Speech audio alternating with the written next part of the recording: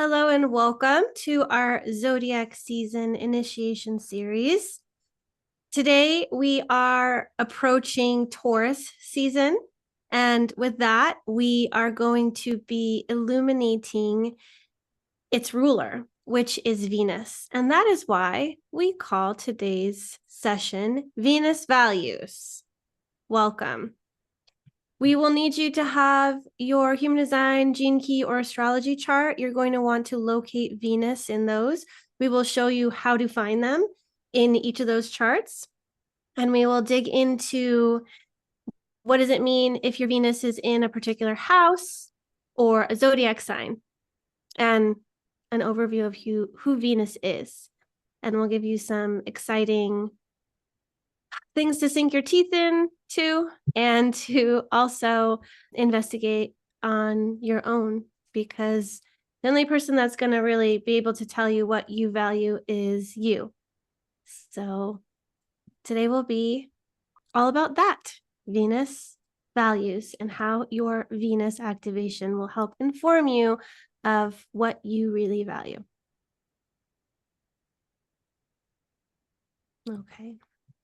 Venus is one of the first few planets that come right after the sun. So we've got Mercury, then Venus. So it's one of the hotter planets. Then we have Earth. And you can see that Venus and Mars are sandwiching the Earth. Last month, we were in Aries season and we focused on Mars. And Mars is predominantly, classified as a masculine planet. Venus, or Venusian energy, is predominantly classified as feminine. And so on either side of Earth, we have the planets Venus and Mars to help us bridge between those masculine and feminine qualities. And Venus is about values, what you care about, how you love. And it's also, from a gene key perspective, about how your mind works, because it codes for the IQ sphere. According to evolutionary astrology, the evolutionary intent of Venus is to create union of oppositions so that we can live a life beyond war and have relationships that are in harmony with our values and founded in love. Interesting to see this come right after we have Aries season, which has an association with Mars, which when we're in our immature masculine, or when Mars is a little bit too initiatory, it can also have really hot temper and start wars, start problems, especially if it feels very identified or connected to that thing that it's fighting against. So Venus comes in right after that to say, how can we live together in harmony, and how can we live according to our values? And where is love in all of this? However, if Venus is in a low frequency, she could either be very needy, like the immature feminine, or she could be okay with receiving a lot of that aggression and not have any boundaries. She only knows how to receive. She doesn't know when enough is enough. So that would be the more low frequency expression of Venus. She could also be vain in some senses as well, and only want beauty. And also it could be that she doesn't want to work or do anything to be loved. She just wants to be loved, just because she exists somehow, which is actually a beautiful thing. But at the same time, it can be a bit of entitlement as well through the lower frequency of Venus. Mm-hmm.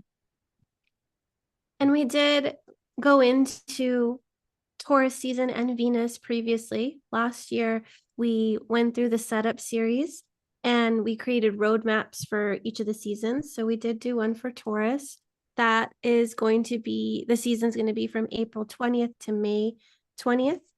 And you can learn more about Taurus season as well as Venus in that masterclass.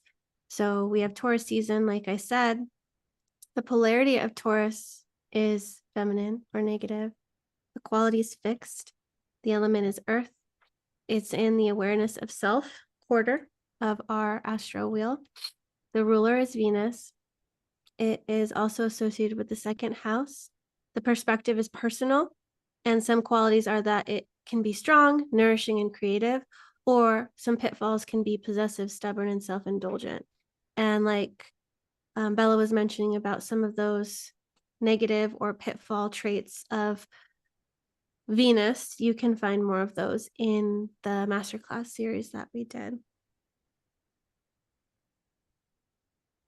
And now we are going back to what we always speak about, the spirals of walking the wheel. So the spirals you see in the background, that is when we're going around the Rave Mandala. And the Rave Mandala, it's to go through in the order of where the gates are on the sky, in the same way that we go around the zodiac wheel through the zodiac signs. So in Taurus, we're going to have these 6 archetypes. You're going to have the eternal child, which is gene key or gate 3. We're going to have the nourisher, which is gate or gene key 27.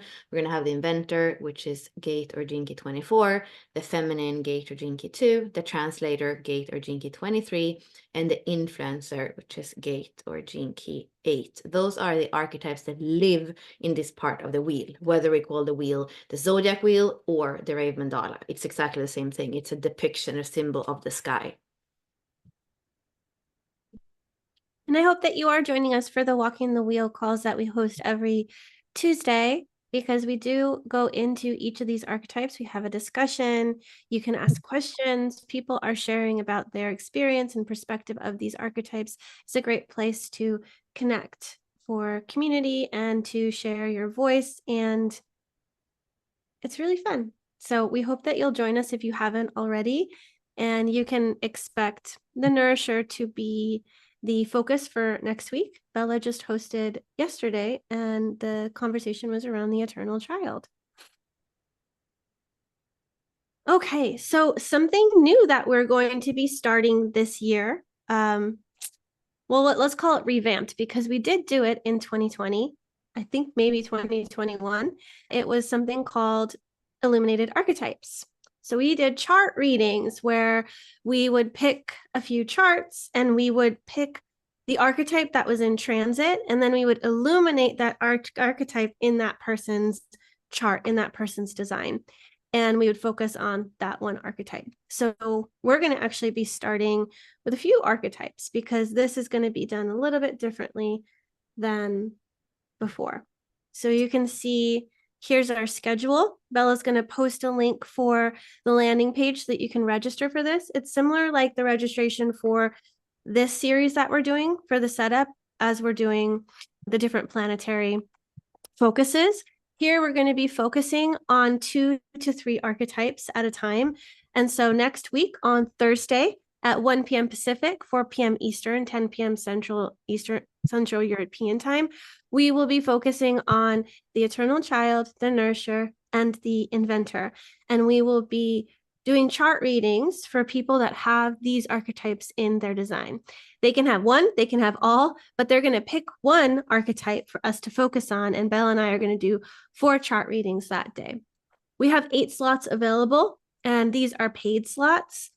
We are going to be doing 15-minute readings for each person, and we'll be doing either any of these archetypes. Did you want to clarify anything before I move on to more details, Bella? Or add? Not Yes. if you're going to get more details, you can go with the details. And then Yeah. Well, yeah. Why are you excited about this too? Why did we want to do this? Because like always, every time I look at a chart, it's this confirmation of why you and I are still doing this, and why it didn't like stay as a hobby, but it became something that is part of what we breathe and what we speak about and what we geek out about every single day. Because really, when you see a human design and astrology, a gene key chart, and you get to have the intake form, and hopefully even some of you that are registering, you're going to be inside of the webinar, and you get to see that this is the code, the blueprint of that person. And it's just so magic that we have these systems that only have existed for less than 40 years, where we can really see the personality and the soul that has a message, they want to dance as one being and in core stability. And that's where, for me, we can speak about the archetypes, we can understand all these energy that are moving in the transit and that are alive. But when we see a whole entire perfect makeup of somebody, that's where it really feels like yeah, you can't make this up. And for me to be able to tune back into the illuminated archetypes and look at a whole chart. So with that, what I think is important to say is that for those of you that sign up, if you are signing up for your design Neptune, it's not necessarily going to be what's on the forefront of your life. So of course, we're going to be able to look at your chart. But if we look at your chart, think about this, from design Neptune, it's a little bit like a far-fetched place to look at the chart. However, if there would be something that is activating your incarnation cross, like then we could definitely say this is your purpose sphere in the gene keys. Or if it would be your vocation, we could go there. Or let's say somebody has gene key 46 4 times in their chart and it's in a 5th line every time, like then that would be a theme that's really important. So use your intuition here to know what are the archetypes that are powerful in my chart and how could I be a kind of example of that archetype as I'm moving in the world and as my chart is as an example of this archetype or through this archetype. Mm-hmm. Yeah, I can't wait for you all to come and to book and to see. So we are offering illuminated archetype readings. And so when you book a spot, you're booking a spot in the calendar. Right now, there's only 4 spots available. So, or 4 dates available. April 25th, May 9th, May 23rd, and June 6th. We'll be uploading more of these, but just to make it a little more closer to us in time and space, you can book for any of these. So the Eternal Child, the Nourisher, the Inventor, the Feminine, the Translator, the 8, the 20, the 16, the 35, and the 45. And so these are going to be $64 per 15-minute archetype reading spot, which is actually a really amazing deal considering how much me and Bella's 2-on-1 readings are. And the Inner Circle members actually get this reading for $44.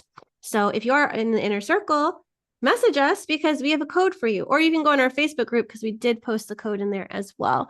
So I will send an email out to the Inner Circle members again so that you have that and you can book a spot. We'd love for you to join us for that. The only requirement is that, like Bella said, you have to have the archetype that you are signing up for in a prominent place in your design. Life's work would be amazing. Any of the incarnation cross would be amazing. But like Bella said, vocation, if you have it multiple times, that would be great too. So we will go through that specific archetype and see how it plays and interacts with different parts of your chart. And we'll also look at your body graph because it does matter if that center is defined or undefined, if it's a hanging gate. And so we're going to be really unpacking how this archetype might move through you in your design. So that'll be super fun for us. And we hope that people sign up. You have something to add? Yeah, did we add like the big intake form that we use for all our readings when people sign up? No, it's not the big one, but there are questions in it. Okay. So yeah, there are some questions in it. But if you want to go in and add more, I just wouldn't put all those. Me and Bella will discuss it because she's got the 13 in her radiant sphere. She wants all the secrets, all the details. And It all the also, dark stuff too. right. It helps inform the readings too. But just know Because that that, could be also a really good way in. We have a few openings too for like working more deeper and consistently with us. So this could also be a good way in for you to feel into that. But yeah, I'm not going to exaggerate either with the intake forms, but that's also when you can see a whole life. yeah. Yeah. The more detailed you get in the intake form, the better we are able to also deliver in those 15 minutes, especially if you have a particular question. That's super helpful. Otherwise, Belle and I are intuitively going into the chart and seeing the patterns and things that we see, and which is not a bad thing. But we only have 15 minutes for the reading, so we'd like to be clear, succinct, and concise. So you can sign up for that. The bonus we have is that if you sign up for an illuminated archetype spot, you get the Inner Circle membership for free for 1 month. There's a lot in there. We want you to be able to explore that, see what's available. It's $64 per month to be in the Inner Circle. And so if you purchase this spot, you'll get to try out the Inner Circle, which may not be something we offer every time we do illuminated archetype, but since this is the beginning, we thought we'd sweeten the deal as well. So, and then Bella's also doing chart readings next week. So you can ask more questions in there about any of the archetypes that you have for Taurus season, because she's doing a Taurus season Q&A next week. So then now is prime time. Get into the Inner Circle because you're about to be engulfed in Taurus season. Yeah. Oh, and another cool bonus is that we'll have one free 15-minute reading per event. So when you register, like the link that Bella posted, you can have the ability to win a 15-minute chart reading. The qualifications for that is that you have to be registered, you have to be live in the Zoom room on the day of the event, and you have to have one of the archetypes we're focusing on in your design. And then you'll be able to post in the chat, be like, I have it, when we ask for the person who's going to be the free, the different people. And then you're going to need to have your human design chart ready to send us if you win, or your gene keys. We can clarify that on the day of. It's helpful for us to have human design, gene keys, astrology. But if you only have human design, one human design would be amazing. And we'll tell you how to send that to us. So that's going to be fun. So I hope you register. That's coming up next Thursday. Back to our regularly scheduled event, let's go back to Venus values. And before we do that, we do want to bring in what's alive right now, the energy that is here and that is coming. And Bella is going to be speaking about the HD neutrino conditioning weather, and particularly the April 20th event. Yay, so I'm making us a bit smaller. So this is right when Taurus season starts. And if you look at this chart, you're going to see on the top where we have Aries and Taurus that are very powerful conjunctions. And they are here in the first and the second sign. So they are really about the self, and also about the self coming into the world and creating a foundation. So it's the beginning of something new. And we are also knowing that this is happening April 20th, when the sun is in gate 3, which is the eternal child, which is starting a new cycle of, we could say, deconditioning. And what we see here in Taurus is Jupiter and Uranus coming together in gate 23 in Taurus. And it's actually very long ago it came together in Taurus last time. It was 1941, just before the second, or in, when the Second World War was bubbling, we could say, and also after the Great Depression, because Taurus has to do with stability and finances, and of course war times, and depression is not really what we think about when Taurus is in harmony. But really what happens with Uranus is that it can be shocking and unexpected events, but there is also a possibility for lightening something up, illuminating something with Jupiter there as well, that is expansive and luminary. So there can be a change in these things in society, but also when it comes to ourselves. It's 14 years ago. So the last time they came together in Taurus was in 1941. The last time they came together was 14 years ago, in 2011, or 13, 14 years ago. They came together in Pisces. And that was the year, if you remember, that Fukushima happened, for example. Water, Pisces. And maybe you want to think back to what was some things that happened for you in 2011. For me, it has been around relationships, ending a long relationship back then, or starting to end, and similar this time. So think back to what happened for you 11 years ago. What's happening now? Now it's happening in the gate of simplicity. But it could also be that we have felt that things are too complex to even be able to sort it out. Gate 23 is individual circuitry, is simplicity. It is that there's no outside authority than yourself. What makes this event even more powerful is that we have 4 activation Aries in gate 51, which is the gate of shock. So not only is Uranus shocking and unexpected and whatever can happen that we don't think would happen, or the last thing we think would happen, we're going to have the North Node, we're going to have Chiron, already that is big, they've been there for a while, but also Venus and Mercury coming together in Aries in gate 51. So this is an opportunity to think about what we are initiating. It's also an opportunity when it comes to our self-esteem, when it comes to our self-worth, when it comes to this inadequacy that we can feel, which is connected to Chiron. And it has to do as well with the collective trajectory, saying that when it comes to collective trajectory in Aries, it's about individuality. So even if we're here to move together to the future, what human design shows us is that we're here to be uniquely who we are. So this is an opportunity in the first sign and the second sign to go back to self to go back to relationship with self and to see what wants to be initiated and what wants to be integrated or healed so that I can move on with a more stable foundation for each one of us in Taurus, and also with an initiative, a spark that feels more regenerating for you and for your sense of self. So all this is exactly what's happening as we are starting Taurus season this year. So this is powerful. This is happening on Saturday. So we are a few days away.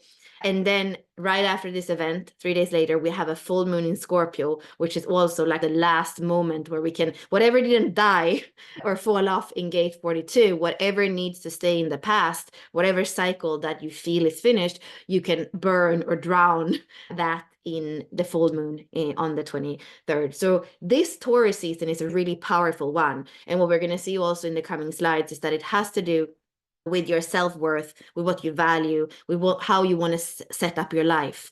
And we had the North Node there now for a few months before it went into Aries. We've had a little bit of highlight. What do I value? How do I want to simplify? How do I set up my life? Because in the coming times of some kind of insecurities around finances, war, all this, we might not be able to have everything. So it's important for us to say, this is what I value. This is my priority. This is where I want to focus. And when we have that, even if we don't have everything, our inner Venus is usually going to be happy. And today we're going to be helped by understanding Venus in our charts by sign and by house. What is it that you value? Because maybe you're like, oh, but I don't really know. I value everything. Or like a little bit of clarity on that. So how can you choose and live out choose with your Venus and live out what she wants to live? That's what we're going to look at for the rest of today. Get ready. Okay. Wonderful. Now that is good and set up. Speaking of setup, build your Taurus season roadmap with us, $35 to get that course. We are initiating Taurus season, like Bella said. Who knows what will happen Saturday if Fukushima all over again somehow is going to happen. Earthquake with a 51. I don't know. Is it going to be anything? So let's figure out what is internally quaking or rumbling within ourselves. Now's the time. Let's find Venus in your chart. So we're going to look for conscious Venus first and foremost. So you're going to want to find the symbol for Venus, which is the same symbol for women on the bathroom door sign, if you are not familiar with that. And you can see in this chart, 25.6 is going to be conscious Venus, and we find that in the G center. We're going to look at the astrology chart and see that Venus for this person, who is actually my co-host, she's got Venus over here. Is your Venus, Aries. It's Aries Venus, correct? It's cool. Donna also has it in the 25. Oh, wow. Let us know what you have, everybody, in the chat. So here are the archetypes. You want to look for your personality or conscious Venus. What archetype is it? Pop it in the chat. Let us know. Let's see what kind of Venuses everyone has. Got the nourisher, the rebel, the philosopher, the nomad, the enthusiast. Yay, wonderful. Thank you for sharing. Great. Now Bella is going to introduce us to Venus in the signs, in the zodiac signs. So first, so here we're going to see in general Venus in your chart, which is going to be by sign and by house. So Venus has to do with how you relate to yourself, and also that is a mirror in how you relate to others. So that inner relationship is going to be reflected in our outer relationships. And then it has to do with the values and the development of self-worth through the understanding of our talents, because Taurus and Venus is these inherent qualities that we come with and that we're here to share with the world. And it has to do with being centered in self-love and appreciation, or do the healing journey, go on the healing journey that allows us to be centered and grounded into that. It has to do with harmonizing the inner life through balancing opposites in aspects of ourselves, so feminine, masculine, or like outgoing and inwards going, like all the different polarities, the different relationships between the different sides of the coin, all that. Venus, she takes all that in. And it also relates, as well as Taurus, to the senses, so the sense of touch, smell, taste, and also the bodily pleasure. Venus loves to be in physical touch, in physical intimacy, in sensuality. She's really in sexuality, she's really the sensuality, where Scorpio would be like more of the sexuality. So when we're going to look now at the signs and the houses, it's a combination. And of course, you cannot only look at your Venus and this is everything you are. This is just an aspect. It's a quite important aspect because the closer planets are always there in our personal life. So this is going to be important, like we said, in what you value and how you relate. And you're going to want to weave for yourself the information that you get with Venus in the signs and then Venus in the house. And then it's going to be a combination of that. And Ashley and I are going to give you later a little bit of our examples, because you're going to see that sometimes it can be even paradoxical. Okay, I have Venus in this sign, but that feels a bit weird in this house.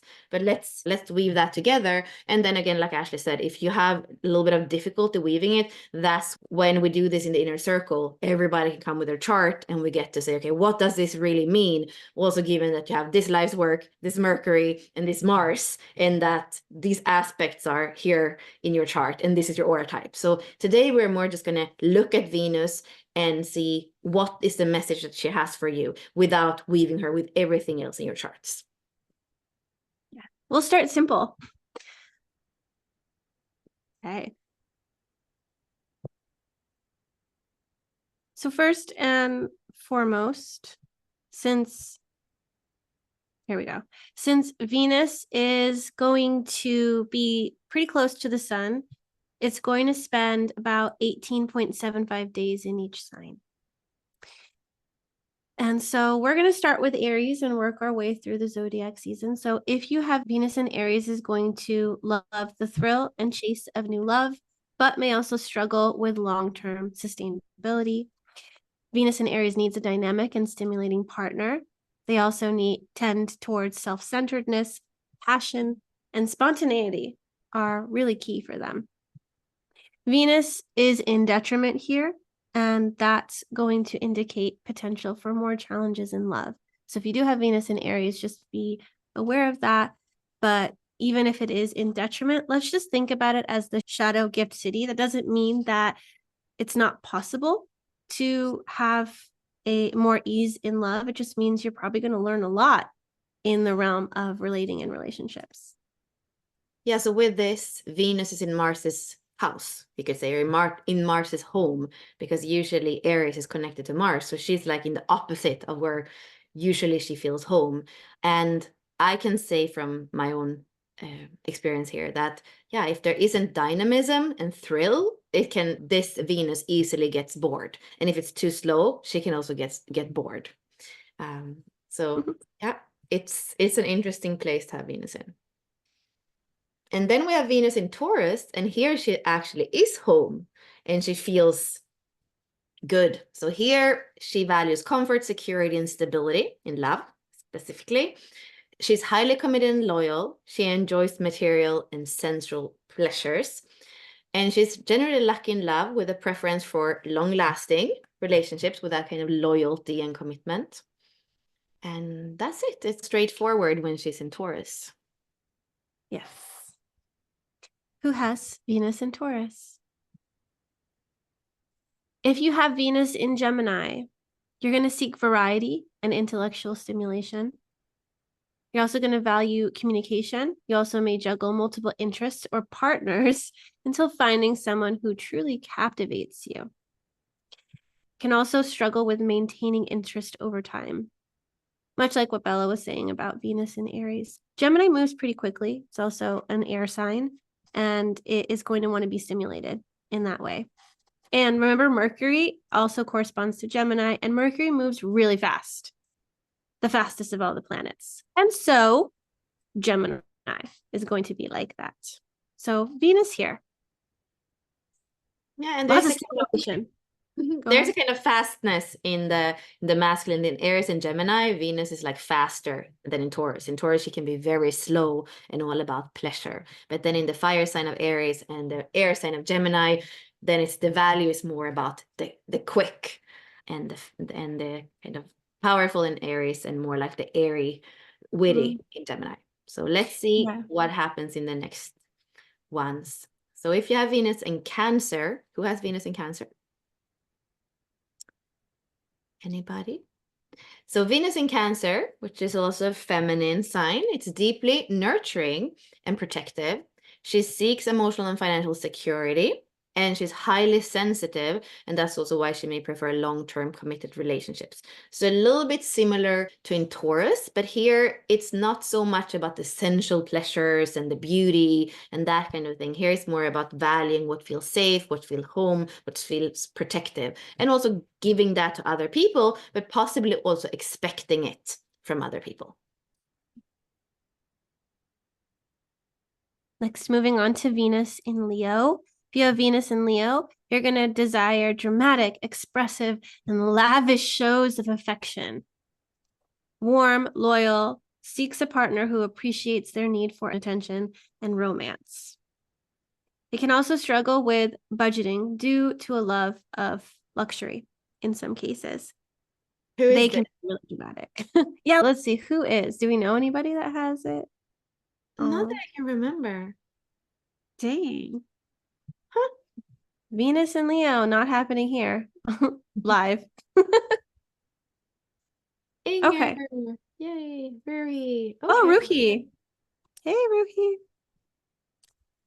So let's Oh, move to Venus in Virgo. Venus in Virgo can be highly discerning and seek perfection in love.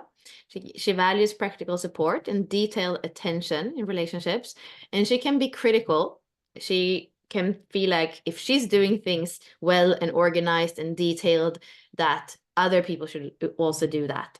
And at the same time, she's deeply caring and supportive with the right partner, so she can help people to improve as well and come closer to that kind of perfection. And I feel also that as we are evolving with Venus in Virgo, there can also be more of those like priestess qualities, the mutable earth, the healing abilities, when the feminine steps more into the priestess qualities. mm-hmm. And here we have Oske. Do we have anybody else who has Venus in Virgo?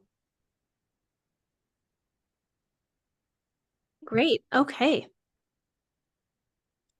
Then we have Venus in Libra. I have Venus in Libra. It's a little bit on the cusp, though, I believe. So I resonate with some of the Virgo qualities as well. But Venus in Libra seeks harmony, beauty, and balance in relationships. They're charismatic and desires a partnership that is both romantic and aesthetically pleasing. Yeah, I'm also telling my husband that he can't wear those pants again because he wore them yesterday and you can't wear that. And also when he looks a little bit scrubby, I'm like, can you look nice? Can you like put on a nice watch? Or I don't know. I really do like those sharp dressed men. It's really appealing to me. Venus and Libra can also struggle with indecisiveness and a tendency to idealize relationships. Guilty. Guilty. I got a lot of Libra activations too, though. So that indecisiveness. Mm-hmm. Yeah. Let's Anyone go else? to Venus and Scorpio. Yay. So Venus in Scorpio is not really home here either, and it's not the best placement for her. And what does it create when we have Venus in Scorpio? Well, it's intense and deeply emotional. And that's also something that she needs and values here. And she values loyalty and commitment. And she could also struggle with jealousy and possessiveness. And then there can also be this seeking of the passion and the transformative experience, and even like feeling like dying and being reborn in those relationships. And it can be way more sexual than the sensuality that we find when she is in Taurus. When Venus is in Sagittarius, she's going to love adventure, freedom, and growth in relationships. She also can be hesitant to commit, but is enthusiastic and optimistic about love. She seeks a partner who is also a friend and fellow adventurer. There's also something around higher education and learning in some ways here too, since that's also what we can find in Sagittarius. Philosophy. Ashley and I worked with somebody who had the sun and 4 other planets in Sagittarius, and I definitely can feel that Simone had some of these qualities. Yeah. So here we have the last few signs. So Venus in Capricorn. So here there can be a pragmatic and cautious approach to love. Again, a value of stability, commitment, and practical aspects. And it could be also to prioritize status and material success. So more like, oh, this is what we show on the outside. So that's a little bit of could be a pitfall with Venus in Capricorn, more about how it looks and the status than necessarily how it's on the inside. And here, for example, we have archetype 54, the marrying maiden. That's just marrying someone for the status more than for love. So if you have Venus in Capricorn, very important to come back to the heart, emotions, and that kind of the inner qualities as well. And then we have Venus in Aquarius. These people are going to value independence, freedom, and intellectual companionship. This is another air sign, so similar to Gemini when we brought that up, with having it be intellectual.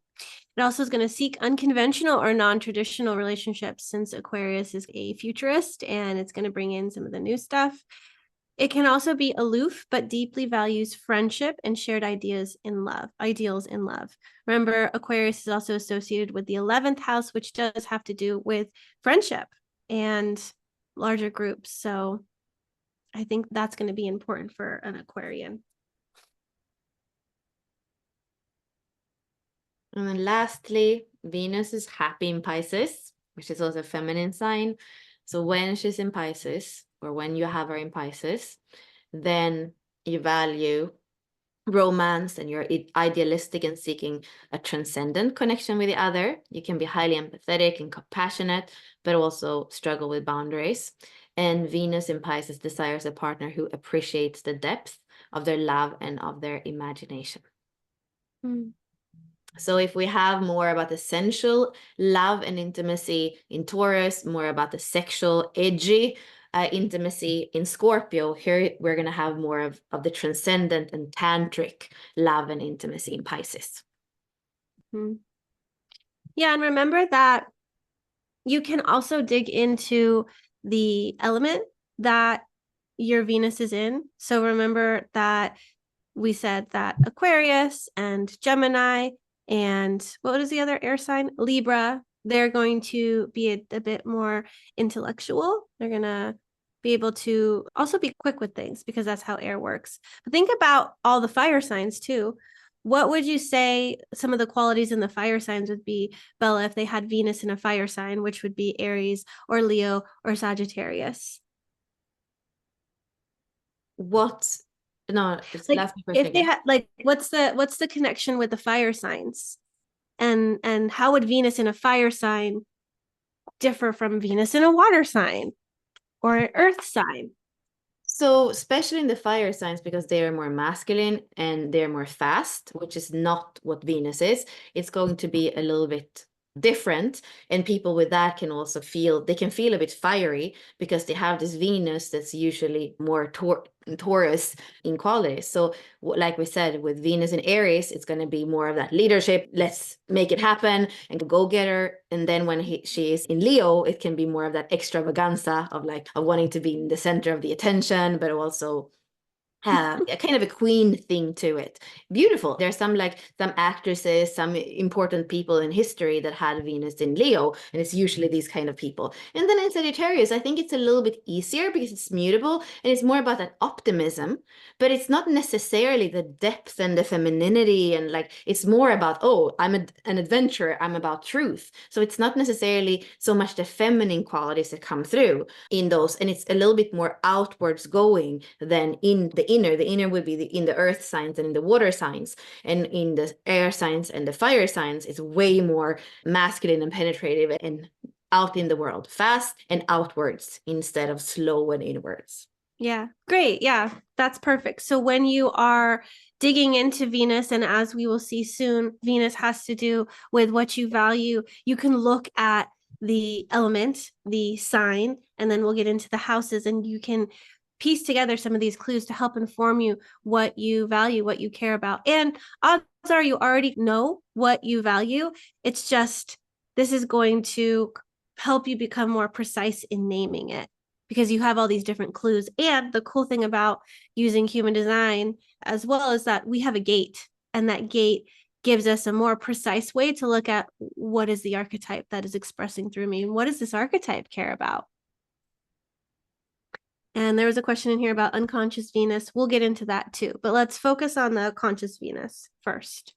So here's Venus in the houses, and we'll run through these. Venus in the first house, you're going to exude charm and attractiveness, making you popular and well liked. You might struggle with superficial charm and passive aggressive behaviors at times, but you also are going to have an appreciation for art and beauty, and your personal style might also be notably appealing as well.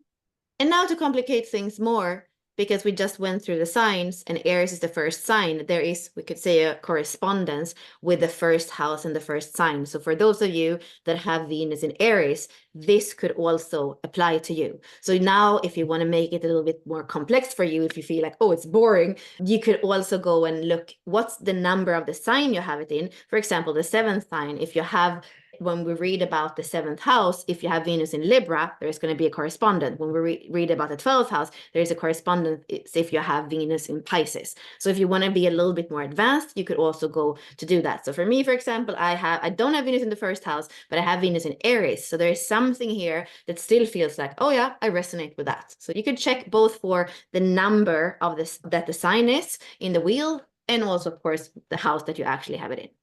So We'll remind you. We'll remind you too. So But the Venus first house corresponds to Aries. Yep. So Venus in the second house would correspond to Taurus, and here are the qualities. You place a strong emphasis on material and sensual comforts. You value luxury and quality, often spending on beautiful things that offer tangible expressions of love. Security in relationships is crucial for you. You prefer partners who can provide stability and reassurance. Mm. And then we have Venus in the third house, which also corresponds to Gemini. If you have Venus in the third house, you are articulate and excel in communication. You use your words diplomatically to maintain harmony and are skilled at giving compliments, though you may occasionally engage in mind games, maybe just for fun. Mental stimulation and change in your environment keep your relationships fresh and engaging. Okay. And then if you have Venus in the fourth house, which corresponds to Venus in Cancer, then you are probably creating harmonious and beautiful home environments. And it's important for you to feel nurturing and nurturing with family. And you could be even sentimental and have attachment when it comes to family. And your talent may include a knack for decorating and crafting welcoming living spaces. Mm-hmm. Venus in the fifth house, or also corresponding to Leo, you're going to be playful, romantic, and creative. You'll thrive on romantic attention and affection. You're going to indulge in the arts and the pleasures of love. Your love life is marked by a sense of drama and enjoyment, making you a charming and enthusiastic partner. Okay. And Venus in the sixth house would correspond to Venus in Virgo. So here your expressions of love are practical and service oriented. You show affection through helpful deeds and thoughtful actions, though you might prioritize practical benefits in relationships over emotional depth. So check that for yourself if you have Virgo in the 6th house, or sorry, if you have Venus in the 6th house or in Virgo. Venus in the 7th house will correspond to Libra, so you might resonate with this if you have a Libra Venus. The 7th house is going to have you value harmonious relationships. You are accommodating and avoid conflict. It makes you an easy partner to get along with. However, being mindful not to lose your own needs in the pursuit of peace, or self-sacrifice yourself, or create codependent relationships. Attraction to well-off or physically appealing partners is common for you.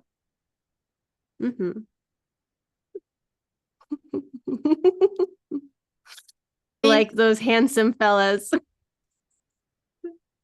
Venus in the 8th house, which corresponds to Venus in Scorpio. You crave intensity and depth in your relationships. You may display possessiveness or jealousy, and you are drawn to taboo or transformative aspects of love. Your relationships are often profound and emotionally charged. If you have Venus in the 9th house, like me, you value freedom and adventure in your relationships. You are attracted to people from different cultural backgrounds and seek experiences that broaden your perspective and personal growth. Also true. I dated many ethnicities. They all had to be attractive, though, and have a good personality, too. So it's not just about that, but yeah. Well, Libra is all about you have to like move well in the social aspects too. So yeah. Yeah. Personality needs to be nice as well and balanced. Everything needs to be balanced. Yeah. My 18.1 is like everything needs to be perfect. I'm just kidding, but I'm not kidding. So let's move to Venus in the 10th house, which would correspond to Capricorn. You focus on public image and career. You could do that. Your charm and social skills enhance your professional life, and you likely find recognition or favor in your career due to your pleasant demeanor. Mm-hmm. Venus in the 11th house, which also corresponds to Aquarius. Your friendships and social connections are vital to you. You enjoy being part of groups and value the unique qualities in others. Be cautious of overindulging in social pleasures at the expense of your personal well-being. So this is me. So this is when I sit at 4 o'clock in the morning editing some video or doing something at the expense of my own well-being, but I really want to share it with the community as fast as possible because I have Venus in Aries and it has to happen now. Now. Yeah, I was about to say, what does it mean to be cautious and overindulging in social pleasures? Well, obviously, if you go to too many parties, then you're going to be like burnt out from all of that. But there's many other. Bella goes to too many dance classes. Like if they have some kind of, I think they had like a week-long extravaganza where it was like you could go to all sorts of different, like you know how they have where you can go out and eat food from different restaurants. It's like I think it's called Restaurant Week or whatever. It's like go indulge in the different restaurants, and then you're going to be really fat, but happy and drunk too, because they also pair it with wine. Oh, Venus is fun. Venus in the 12th house, it also corresponds to Pisces. So your romantic life is private. Remember, 12th houses and Pisces are also unconscious, hidden. So maybe it'll be hidden. And you may prefer solitude or secret relationships. That sounds a little bit like Scorpio too, the secret relationships. Or they know who's having affairs. They're the ones that are like, I know who's having an affair. You are compassionate and often sacrifice your own needs for others, which can lead to challenges in maintaining boundaries in love, which is what we mentioned previously. You can see the patterns here. All right. Key. And here it's when we look at Venus, Ashley and I working with people and looking at charts, and what we can see is that it's so important for us to embody in our own Venus. It's not so much like the moon that often we are taking qualities from our mother, or we don't want to become like our mother. There's way more emotional with the moon, and it's also something that comes from early childhood. And we need to reclaim our moon as ours because it's usually our primary caregiver. With Venus, it's a little bit different because it's much more in this relating and in terms of values. So we see, like Ashley was speaking just naturally, spontaneously about her partner all the time with Venus, because it's often we take our Venus, our values, and we put them on our partner and we say, be like this because that's how I like you. And of course, it's normal. If we have values, we are going to want these values to be expressed in relationships. However, it's really important to understand that our Venus is for ourselves. So if I am somebody that value Aries, fastness, and being able to have that leadership that is individual and go for it and having the courage, that's what I am here to embody. And of course, I'm probably going to like people that are like that too. But if I am going to outsource it to the other instead of embodying it myself, then I'm going to depend on my relationship for people to give me the thing that I value. So it's way more powerful to become that. And then you can still resonate with people that have that or not, because maybe you want something else because you are already embodying that. So it's very important to not push your Venus preferences and value on somebody else. You have to be this. And this is a little thing too that I want to say to you, that it can be an interesting exercise. If you start with the sun, which is your brand and your life's work, and you check in what element you have that, and you do the same with either a business partner or your life partner, you're going to see that if you have the sun in a similar in the same element, so it could be me and Ashley, for example, I have it in Taurus and she has it in Virgo, it's both earth element, then it often feels really good together, especially when it comes to doing our life's work together. Ashley and I work together. We have a life mission that's similar, and we have a way of going about that is connected to the earth element, so that it's grounded, it is practical, and you can see tangibly that something is done. Today, after this, we have a recording of this webinar, right? So that's the way we go about it. And then you would go to the next planet, you would go to the closer planet. So you would go to Mars, you would go to Venus, and you would go to the moon. And probably first you would go to the moon, because that is also in relationship. How do you nurture? And you would see, for me, for example, my long relationship that I was just in, we had water, we were Virgo and Taurus, and then we both have water sign in our moons. So the way that we nurture is emotional. I had Scorpio and he had Cancer. So I was a little bit more deep and intense, but still it was water. We understood each other. And then going to Venus, we also had a resonance, because he had Venus in Leo and I have Venus in Aries. So we like this kind of fiery, we like expressiveness, we like that in the passionate energy. And what's important here, like I said, it's important, he was a lot on stage, and it's so important for him as a Leo to be on stage and to embody that. If he would have like a trophy wife or something, that is like, you have to be so beautiful and so expressive, and you have to be on a pedestal, and you have to be this, you have to dress like this and that, then he would outsource. And this can actually be a little bit more men than women that can push and say, you have to be Venus for me. I don't know how to be Venus. I value you. I'm going to find my princess and she's going to be my Venus. And that's so important for all of us, but actually possibly even a little bit more for men. And then just to continue the last little part of the story. So I'll go to the last personal planet here, which is Mars. And I have Mars in Libra. So I'm intellectual and also very much about weighing things and justice when it comes to how I act. So, and sometimes I'm indecisive because I don't want to blow things up. So the way I act in the world of Mars is going to be through Libra and that air element. And he has Mars in Cancer, which is not where Mars likes to be. So I often say that's like having, sometimes in the shadow, having a hair dryer and putting it in a bathtub. It's really like when you have something so electric and powerful as Mars, and you put it in water, it's usually from one moment to another, there is an explosion. So that was very difficult for us to deal with, because our way of acting, especially when things get a little bit tough, would be, I'm trying to like mentally making sense of things and maybe even like be superior in some sense in what I say. And he would just react and explode. So really look at that in your primary relationships. What element do you have your sun, your moon, your Venus, and your Mars in? And you can often see that is a difference in how you go about your mission, how you go about your emotions, how you go about what you value, how you go about how you act in the world. And usually in the relationships where many of these are together, you're going to see that there is harmony. And also you can find a way of understanding why things seem to always go wrong or like go to different directions when there are different elements that are playing out.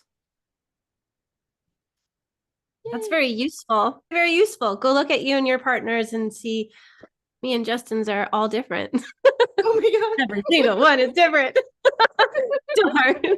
No wonder I'm like, why is it sometimes really easy to navigate conflicts with Bella, but it's really hard to navigate conflicts with you? Well, we are completely different when it comes to all those personal planet elements. But I wouldn't have it any other way. Apparently, I came here for lots of dynamic things.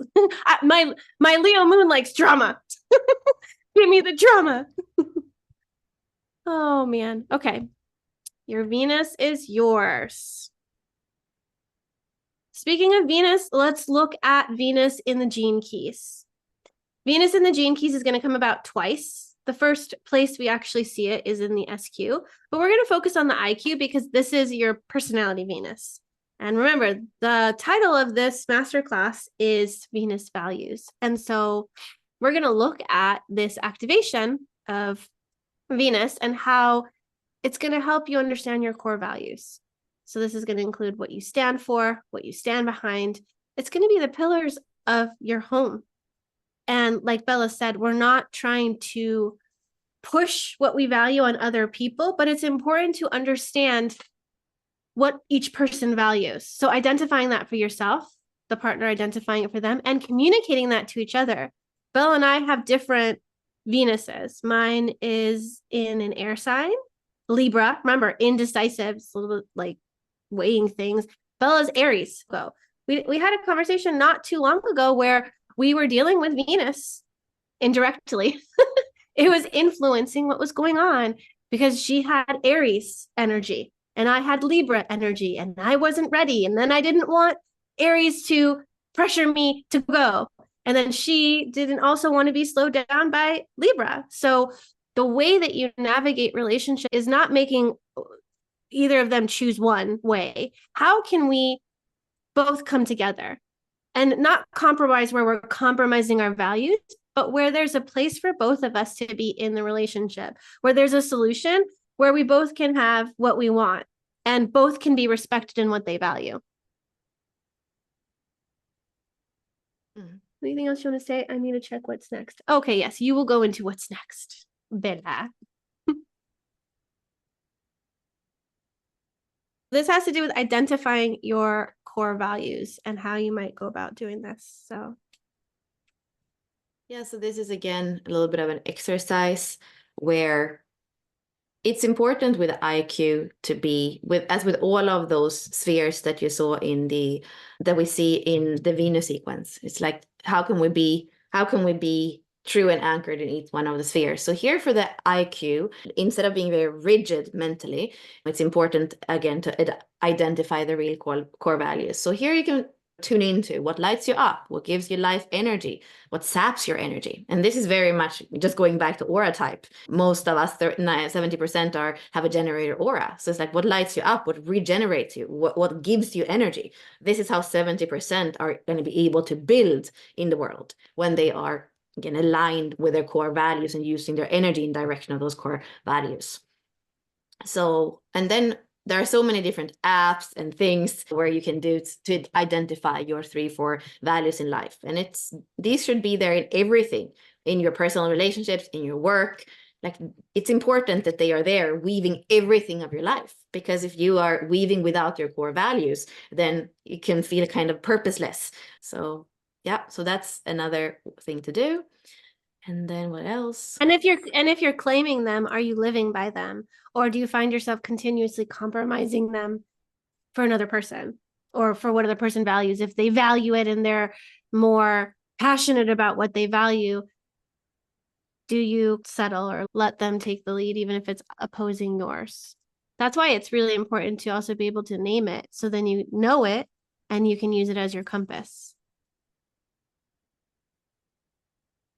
And then, yeah, what happens when those values aren't respected? And here I would probably go to your IQ and look at the line and look at the gene key, the gift of the gene key. And the line especially, it's going to be where you're grounded from. So I'm a 6 line.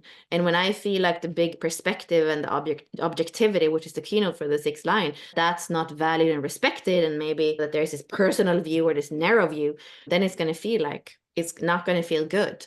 And then I have the 25th gene key. So of course, when it feels like there is an agenda and there is no innocence or no love is in it, then it also can feel like difficult.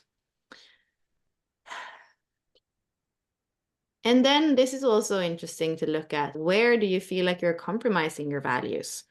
Because, for example, if I have Mars in Libra and I always act or often act with some kind of caution and diplomacy and trying to weigh things, and then I'm okay in my relationship with somebody explodes all the time, right? Then I'm compromising my need for harmony and my need for a peaceful way of sorting things out. So look at the circumstances. Oh, but I do it because I love the person. So it's easy for us to compromise our values, and we often have like good reasons for it. But really, like what happens for us when we do that, and where does it come from? Because there's usually some time in our life before where we compromised, and then that's become a pattern. And that pattern is usually just so it becomes more loud for us, so that we actually can become aware enough to change the patterns.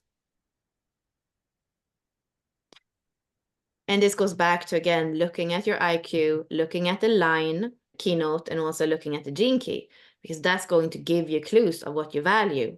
And then you remember, this is for you to embody and not necessarily to push on everybody else to be like that. First and foremost, it's about you upholding the integrity of that archetype and that line in your life.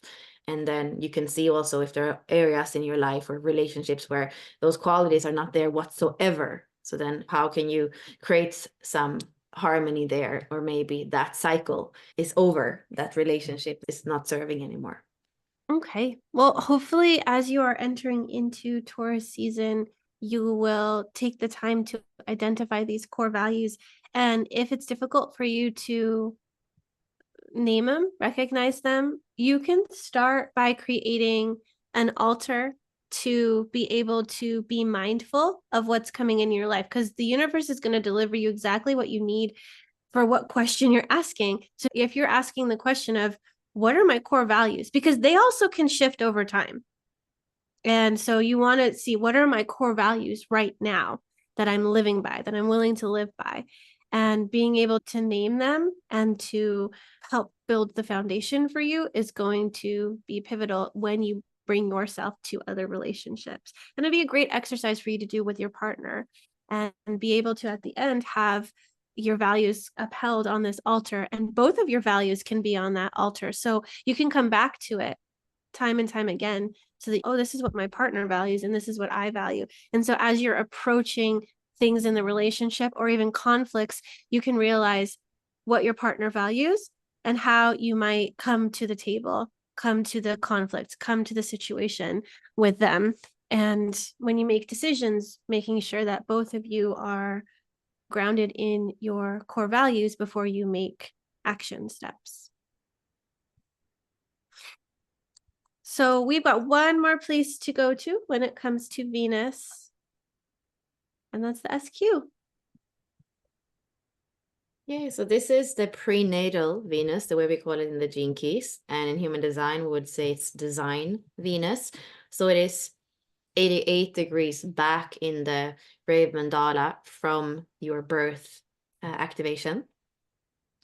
And this is more than anything about the inner child and the values of the inner child, but often even more the needs, because as a child, we don't even know yet what we value. But this is as a parent to your own inner child, when you take responsibility and you stop bitching about your childhood, even if some of us have reason to do that. It's really the change comes when we are able to become our own parents. And then it really is a big help to have the keynotes of the SQ and know that's what the inner child needs in order to be able to feel home in the world. And when we work with the SQ, it also works with the design side. So it works on a physical plane. It works with the imprints that we got on a cellular level from 0 to 7, when we're too young to process things emotionally and intellectually. So working with your prenatal Venus, your inner child, your SQ, allows you to clear out a lot of things that are there in the cell memories that are unconscious or subconscious, and that gives you the opportunity to continue to be more in vitality, but also be more in harmony, because when your inner child is happy and your inner child is calm, you are allowed to go up into the pearl sequence and the Merkaba, that is on the top of the chart, and do your work in the world. And before the inner child is parented and safe, it's going to pull on you and not allow you to go out in the world necessarily. And that's where a lot of people get stuck in the kind of like trying to resolve the trauma, but in some way they're just going round and round because they don't really find the ways that are truly allowing them to move on. So that's important when it comes to this kind of work, to actually look at the imprints and integrate the shadows and be able to take responsibility and become that parent for the inner child. And so if you're familiar with the Gene Keys Golden Path, as you make your way into the Venus stream, you are going to be approaching these personal planets in Venus and Mars. And so we are coming through our purpose sphere, or our Earth, what we're grounded in, to give us the stability so that we can go up and see what are we attracting into our life? What kind of karma and dharma, what dharma is bringing us our fate, and how are we reacting or responding that to generate that karma, where that's what happens in the IQ sphere. And then we go to the EQ, which is our emotional realm, come back to the other Venus in that first 7 years of life. And so we are returning home to ourselves, and we're reparenting ourselves. So if you haven't done the Venus work, I highly encourage it. And the process of going through this Venus sequence is very rewarding, especially when you get to come home to your inner child, who also is going to hold the key to your magical genius, to your enthusiasm, to the passion that you have for life again, so that you can bring that passion and innovation and energy to your pearl sequence, where everybody tends to want to go to, because that's where you can create prosperity and abundance for yourself, and also make an impact on the world, in your family, in your life. But it comes with coming back to your heart, coming back to yourself first and foremost. Okay, we're going to take you on a journey into the SQ lines. So this is still Venus. Remember, this is unconscious Venus, but we thought it would be cool to bring in the archetypes of that inner child. So go back to your SQ and see what line you have in that, because we're going to go through line 1 through 6.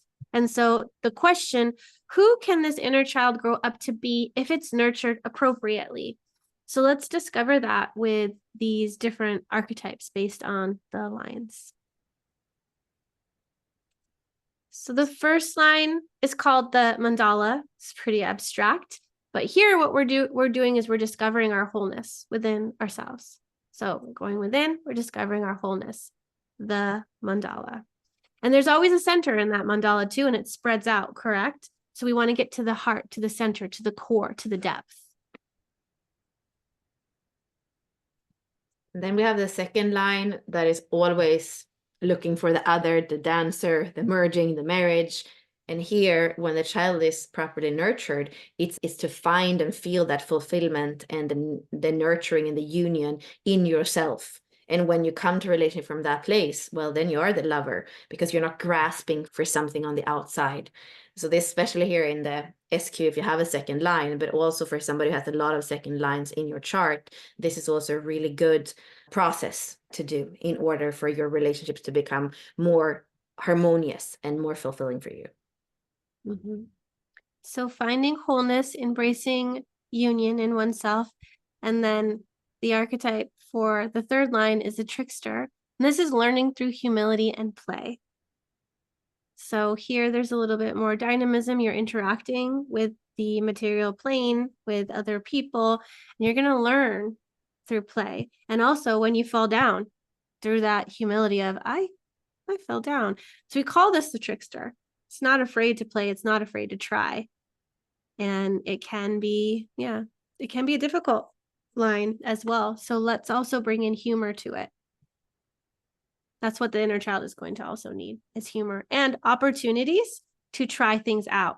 If that third line SQ, inner child, does not have the opportunity to try and fail at things, it's not going to learn, which is what it wants to do. It's what its goal is, to learn. It's not about succeeding or failing. It's actually about learning, and to learn well, which also includes failing well. Can you fail? Can you laugh about it? And then after you laugh, what did you learn? So that you can approach it the next time maybe differently. And if we can approach it with playfulness, that'll be helpful. Fourth line. Yay. So when the inner child is properly nurtured, and this is your job, it wasn't actually even your parents' job. So when you can nurture your inner child and you have a fourth line, you can grow up and become a friend. And this is really around doing what you love. So more than thinking I have to serve everybody else, I live for the other, I'm the server. No, it's really about nurturing the qualities, nurturing the activities that inspire you. I actually have a fourth line, and I feel this is very important for those of us that have a fourth line SQ or core or even life's work. It's about doing what we love, and that's going to nurture us so that we become just this much more happy person in the world. And then our natural sweetness can be shared, and we don't even have to really make an effort for being just a really nice person to be around. Yeah. What's that song? Thank you for being a friend. The fourth line. The fifth line can grow up to become a mentor. So it's training by skillful means to serve through love. Love is important. All of these build to each other. So we can't forget the love that was founded in that fourth line. We can't forget the trial and error that took us to even understanding how things work. Same thing with that second line, that first line. Know yourself, have that union within yourself, try things out, know what you value and what lights you up, and be a friend to another. And then this one, did you also have mentors? Did you also have role models? And how can you then become a mentor? And that takes time, right? So the inner child's not going to be a mentor in the beginning. It has to grow up. And it likes practicalities too. Does it have the skills? And is it incorporating the power of love versus just power? Yes, and you as a mentor to your child, you're going to have to embody and become that mentor, because before you are that, usually the inner child is going to rebel in some kind of way. So either you're not even going to be able to contact it because it's like, I don't trust you because you're not somebody that I look up to whatsoever. Or it's going to rebel in some kind of way. And this can also, remember, when we're in the SQ, it can have to do with the body rebelling. So sometimes it's like the inner child is nowhere to be found. No, inner child, what do you mean? I don't have any contact with that. It's the fifth line in this placement. There's a lot of leadership. There's a lot of like mastery. And often the inner child is nowhere to be found. But if you speak with somebody with a fifth line, the body might become more and more loud, telling the person, I'm not happy, I'm not happy, I'm not happy. And that's the way of the inner child to show that there is something with all the imprints that are there, that it doesn't feel safe, it doesn't feel that it has that mentor, that role model and integrity that it needs in order to be able to step into its own mentorship. Yes. And there's something too about the fifth line attaining mastery. In order to be a mentor, you have to attain mastery in some area of your life to then have an apprentice that you are mentoring. And so I think that it's important for the fifth line to have that skill, to have that mastery, and to be open to teaching, training other people. And if you didn't have that in your life, you were probably aching and searching for that. And so that's also why you probably value being a mentor to others. And that's also why someone like Bella might value friendship and being a friend, because it's important. It's one of the values. And I want friends. Richard says in the fourth line, these are the ones that have hundreds of people at their funeral, because everybody remembers them, everybody loves them, everybody wants to come back to honor them and the impact they made in their lives. Last one is the elder. So this is the sixth line, and this is generational wisdom that teaches through time. And the sixth line needs patience, time, and place, and space. I guess a place too, to have that. And this wisdom is going to come over time. And the sixth line is going to have to build through all of the other lines as well. It's going to have a journey. It's going to take a journey, and it is going to arrive at that wise sage over time. And it's not the same way that someone would mentor another person. It's more of that grandma that you just know who to go to, who to talk to, that has that experiential wisdom, or the grandfather, which can tend to be mentors for people as well. Like in that fifth line, going to grandpa to talk about life, or grandma to share about something. So the elder, becoming the elder. Let's look at the overview of it. So this is the 6 lines of what we call, for the SQ, we call it the vitality. And so just check yours out. The last column is what we just went over. You can take a screenshot if you want of this, but this is going to give you the keynotes for those different lines, and contemplate them as it is connected to your inner child. How did you resonate with the archetypes as a place or archetype that your inner child is aspiring to become, or growing up to become? So we're about to wrap up, but we have a couple cool things we want to give you that are connected to Venus. We'll go into Bella and my charts, and then we'll give you a formula so that you can plug in some of these lines and archetypes that you found during this series. But just to invite you to the next events that we have coming, we have a Q&A with Bella next week where she'll go into Taurus and the archetypes, and you'll be able to bring your charts, ask your questions, everything that relates to Taurus season and the archetypes that are within here. And then the following week on May 1st, we'll do a Taurus season workshop with me, a work play shop. We will play with the archetypes and do some practical exercises to help work with them, to embody them. You're invited. Join the inner circle if you'd like to be part of this. Okay. So let's bring in Bella's chart. So you want to introduce us to your Venus activation? I feel like I already said quite a lot about it in terms of it being Aries and being fast, and in the 11th house it cares about being able to be unique together in movement, in friendship, in community. And then looking at it a little bit more from a Jinky perspective, it has that key line of objectivity. But it could also give up on the world or on relationships where it doesn't feel like we have that objective view. And also when life shows the opposite of love and innocence, it could also be part of that, just becoming resigned or absent. So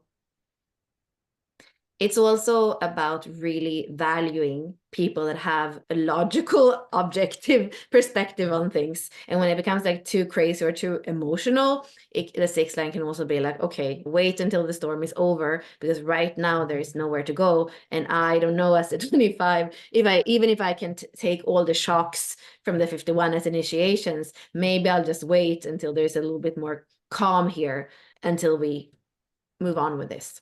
That's just some of the things that kind of pop up for me with looking at this activation in my Venus. Yeah, I won't go too deep into mine either. I do want to give you guys the formula while I'm speaking a little bit on mine.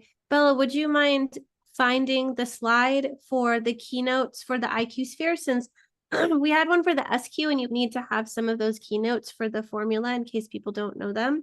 So maybe just finding the chart like we did for the SQ, and then we'll pull that up later on.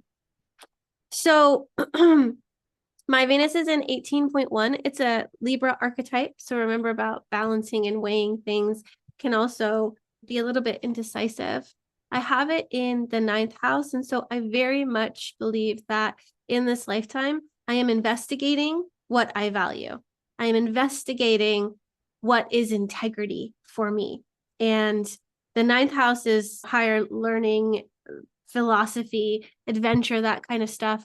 And I know for me, having the 1858 channel, I am here to correct and perfect. And so when I can focus on myself and always become better and better, this is me making sure that I am in integrity. It's not hostily criticizing myself, which can be a Virgo tendency where you're criticizing, but it's about also not going into just the shadows. We need to make this correct. And if the gift frequency is correct, then this is where we need to go and let's annihilate all the shadows. I remember going into the shadow frequencies very hot and heavy when I first was introduced to Gene Keys. But over time, I've realized that even the shadow frequencies are perfect. Everything is perfect. And when I can have less judgment around what is, then my life feels a little bit more peaceful and at ease. There are things that need to be corrected and perfected, but I go into that feeling of what's right for me versus what are other people expecting of me, or what does society say? Because the 18 in the IQ for me can be very much this good girl archetype, following the rules. What are the rules? What is an integrity? And what rules need to be challenged, which the 58 is here to do? Like, is this rule, is this authority figure really instilling things that I believe in? And the 18 is actually the thing that codes for the IQ. So inside the Venus sequence, Richard speaks to the IQ sphere, and he actually says that the 18 is the archetype that he chose to code for the IQ sphere. And it is about finding what's in integrity for you versus what's in integrity for your parents or for the other authority figures. And so the 18 can really fall into the good girl or bad girl. Like, are you just rebelling for the sake of rebelling because you don't like authority figures, or is it actually because there's something that you find is your values and is more in integrity for you, and so you're going to break the rule because it is not in integrity with your values? And so for me, in it being in the first line, it had been repressed, it had been hidden, and by having a lot of Libra qualities and tendencies, I've had to, over time, uncover and discover what it is that I value versus what values was I brought up into, what values do my partner have. I had to dig deep into what was hidden within me, and I'm still uncovering it. I can't name precisely some of the things that I know I value, but whenever I feel that tension or contortion inside of myself, I know that there's something here for me to dig into and I need to go deep. And it's always valuable when I have a partner that will go in there with me, because sometimes it's really repressed, it's really down there. And I have a couple second lines where I like the interaction and the mirroring so that I can hear myself and hear what I'm saying is landing in the other. So it's been a journey to uncover my values and what is in integrity for me. And that's the 18 goes from judgment to integrity to perfection. And so I have a little formula that I'll share with you. And this gives you a little indication of how my 18 might show up in the shadow and in the gift. So when we're working with this IQ formula, I'm looking at both my Venus and my Mars. So this happens to be the IQ sphere, and then the 47 is my EQ sphere. So you're going to want to locate those two things for you when you do your own formula, which will come in the next slide. So for me, when I am hiding, which is the defense of my IQ line, and remember, it was either hiding or contemplative. So when I'm hiding and resist acknowledging my own judgment, shadow frequency of my IQ, I feel inferior or superior, and that's the repressive or reactive. So you're going to go and look up your things for you. So let me say this again. When I'm hiding and resist acknowledging my own judgment, when it's of myself, because I'm looking at the other as some kind of authority figure, then I feel inferior. And I experience hopelessness, or I express hopelessness. When I'm judging the other person, then I feel superior. I feel better than them. Oh, they're not doing it right, or they don't know what they're talking about, or let me tell them something. Then I express dogmatic oppression, which means I'm telling them, this is how it has to be. This is where we're going. This is what we're doing. What you're saying doesn't make sense and it's not good. And here are all the flaws. That's judgment, right? So here are the different ways that this can express, because you're also going to find yourself in the repressive or reactive pattern. And that's just going to depend on what flavor the shadow frequency is going through. And then we can come in and weave it with the 47. So when I can accept and embrace my own judgment, I express my contemplative mind. I experience the transmutation of my self-esteem, which can lead me towards perfection. And this very much resonates with me. So now you can do this for yourself. And I would definitely take a screenshot of this so that you have it and can fill it in for yourself. When I am blank and resist acknowledging my own blank, I feel blank and I experience or express blank. On the flip side, when I can accept and embrace my own blank, I express my blank mind. I express the blank of my blank, which can lead me towards blank. Wonderful. Fill in the blanks. And I really want you to understand that, like, the intention is not to just throw this out. This is the work that's actually quite deep that we do in our whole immersion that has to do with all the spheres that are part of the Venus sequence. So we are more looking at it as the relating planets. So it's our moons on both sides, which is not in the Jinkies with the personality moon. It's our Mars on both sides, and it's our Venuses. So this is all about the wholeness that we can find in relating, and also when we reclaim everything that are in those phases, from the core, the womb, to the 7 first years, to the next 7 years, to the next 7 years, the physical, the emotional, and the mental. So here we're giving you it to you, but also know that just filling in this and actually working around it and speak with others in breakouts and all that kind of stuff that we do around it can just like open up things that are super powerful. And actually, if you want, yeah, you can reload and then we can share also the keynotes. And so we would love you to actually do this and post the screenshot so that it's not just like we throwing things up on you, but actually you being able to also work with it and then put it. And I would join our Facebook group. I can probably find there's the setup Facebook group, and then you can create your own with those keynotes that is in this slide that we're just loading now. So maybe Ashley, I'll look for the Facebook group, or where do you want them to post? Is that a good place to post the feeling? The setup would be wonderful since that's on theme. That is on theme. So go ahead and check out the IQ and EQ keynotes. So for line 1, we're going to experience a hidden mind or the contemplative mind. Line 2 will be provocative or the brilliant mind.